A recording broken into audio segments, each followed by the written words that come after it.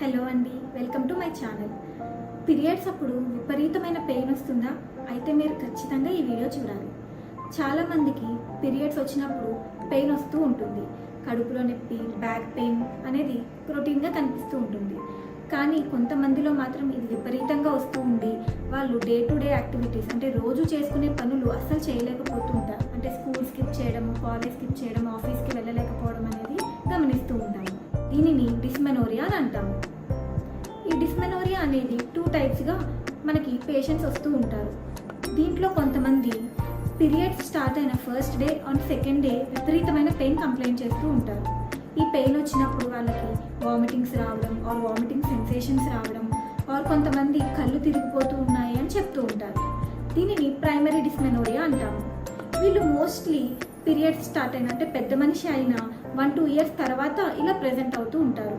వీళ్ళకి ఏమవుతుంది అంటే ఈ ప్రోస్టాగ్లాండిన్ లెవెల్స్ అనేవి ఎక్కువ అవడం వల్ల ఈ యూట్రస్ ఏదైతే ఉందో గర్భసంచి అనేది కాంట్రాక్ట్ అవుతూ ఉండడం వల్ల ఈ పెయిన్ అనేది వస్తూ ఉంటుంది.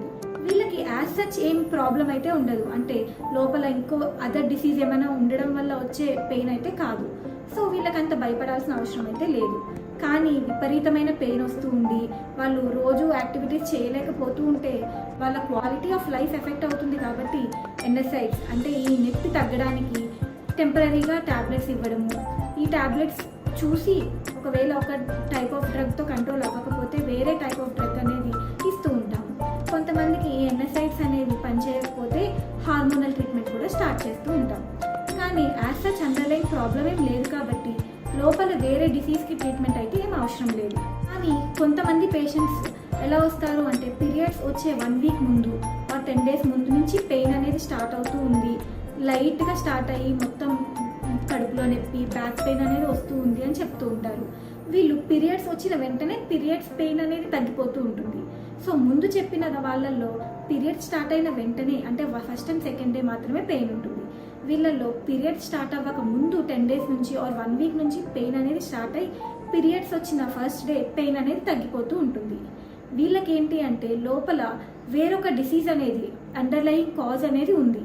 So it could be endometriosis అయి ఉండొచ్చు, ఎడినోమయోసిస్ అయి ఉండొచ్చు, ఆర్ పిఐడి అంటే గర్భసంచికి ఇన్ఫెక్షన్ అయినా అయి ఉండొచ్చు, ఆర్ ఫైబ్రాయిడ్స్ అంటే గెడ్డలు కట్టడం అని అంటారు. సో ఇలా వేరే వేరే కారణాల వల్ల వీళ్ళకి పీరియడ్స్ ముందు పెయిన్ అనేది స్టార్ట్ అయిపోతూ ఉంటుంది అండ్ పీరియడ్స్తో తగ్గిపోతూ ఉంటుంది. వీళ్ళకి అంత విపరీతమైన పెయిన్ లేకపోయినా కూడా ఈ అండర్లయింగ్ డిసీజ్ వల్ల వేరే ప్రాబ్లమ్స్ లైక్ ఇన్ఫర్టిలిటీ అంటే సంతానం లేమి కూడా కనిపిస్తూ ఉంటుంది.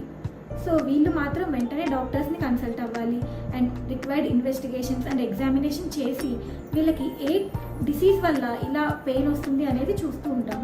అండ్ ఈ డిసీజ్ ఎంత తొందరగా వీలైతే అంత తొందరగా కరెక్ట్ చేయడం వల్ల వాళ్ళకి ఆ డిసీజ్ ప్రోగ్రెస్ అవ్వకుండా ఉంటుంది. అంతేకాకుండా ఆ డిసీజ్ వల్ల వేరే సిమ్టమ్స్ని కూడా కాజ్ చేయడం అంటే పిల్లలు లేకపోవడం అనేది కూడా రెగ్యులర్గా గమనిస్తూ ఉంటాము. సో ఈ ట్రీట్మెంట్ స్టార్ట్ చేసి ఆ డిసీజ్ ఏదైతే ఉందో దాన్ని కరెక్ట్ చేయడం ద్వారా వాళ్ళు పిల్లల్ని కూడా వెంటనే కనే అవకాశాలు ఉంటాయి. అదే వీళ్ళు లేట్ స్టేజెస్లో డాక్టర్స్ని కన్సల్ట్ అయితే ఈ డిసీజ్ ప్రోగ్రెషన్ అనేది సివియర్గా అయిపోవడం వల్ల మనం ఎంత ట్రీట్మెంట్ చేసినా కొంతమందిలో సంతానం అనేవి కలగకుండా ఉండే ఛాన్సెస్ కూడా ఉంటాయి. సో ఈ సెకండ్ టైప్ అంటే పీరియడ్స్ 1 వీక్ ముందు నుంచి పెయిన్ స్టార్ట్ అయ్యి పీరియడ్స్తో తగ్గిపోయినా ఆర్ పీరియడ్స్ ముందు నుంచి పెయిన్ స్టార్ట్ అయ్యి పీరియడ్స్ అప్పుడు ఉండి అండ్ పీరియడ్స్ తర్వాత కూడా పెయిన్ ఉన్నా మాత్రం వీళ్ళు వెంటనే డాక్టర్స్ని కన్సల్ట్ అవ్వాలి.